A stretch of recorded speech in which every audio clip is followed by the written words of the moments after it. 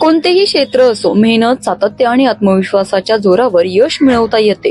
याचं उत्तम उदाहरण म्हणजे पुण्याच्या दीपाली अमृतकर तांदळे. थायलंड येथे नुकताच पार पडलेल्या miss and Mrs heritage international 2025 या प्रतिष्ठित जागतिक स्पर्धेत त्यांनी Mrs gold heritage international universe हा मानाचा किताब पटकवत भारताचा आणि विशेषतः पुण्याचा नावलौकिक वाढवला. नेमकं त्यांचा हा प्रवास कसा झाला याविषयीची माहिती आपण त्यांच्याकडूनच जाणून घेऊयात. मी दीपाली अमृतकर तांदळे.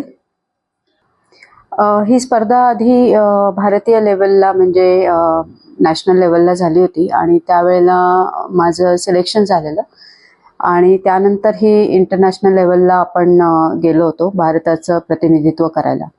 तर त्यासाठी सुरुवातीला आपल्याला कल्चरल आपल्या देशाचं सांस्कृतिक हे सादरीकरण करायचं असतं. तर तो व्हिडिओ करून मग आपण त्यांना तो पाठवलेला असतो आणि मग त्यावरती आपलं पुन्हा आपण कॉम्पिटिशनमध्ये उतरत असतो.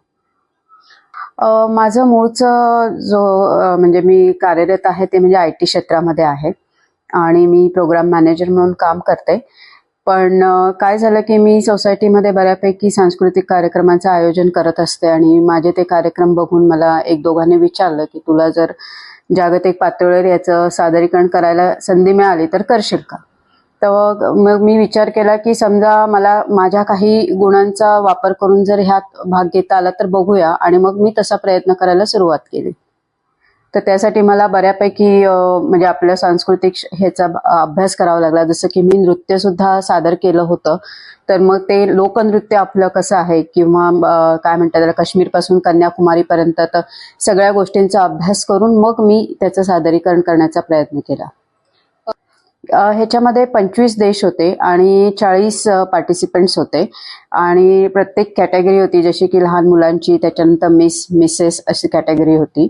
तर माझ्या Mrs gold heritage international universe 2025 असा हा किताब मिळाला आहे.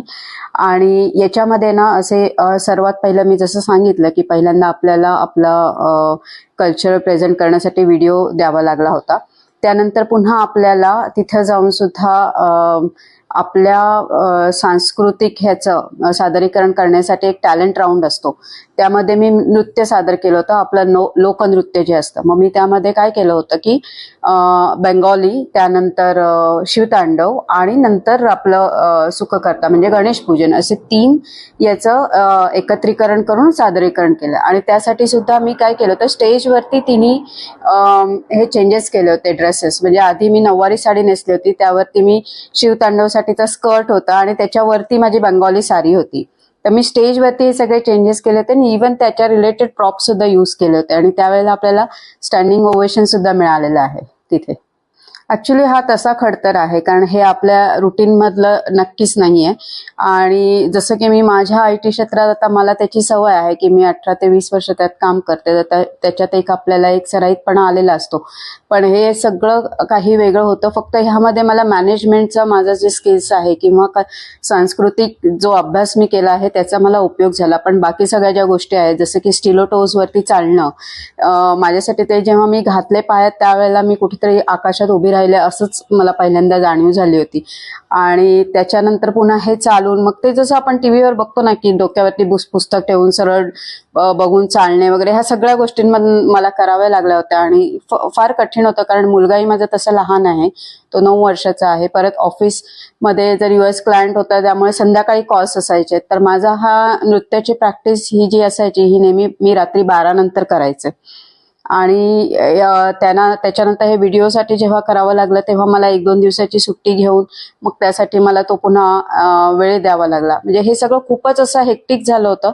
पण घरातल्यांची पण त्यावेळेला साथ असल्यामुळे बऱ्यापैकी ह्यामध्ये आपल्याला पुढे जाता आलं. आणि तिथे गेल्यावरही असे बरेच अनुभव आले की प्रत्येक देशाचं वेगवेगळं स्ट्रगल आहे, त्यांच्याकडनंही आपल्याला शिकायला मिळतं. आपल्याला असं वाटतं की आपण भारतात आहोत तर आपल्याला बऱ्याच गोष्टी मिळत नाहीत किंवा खूप गोष्टी आपल्याकडे आहेत.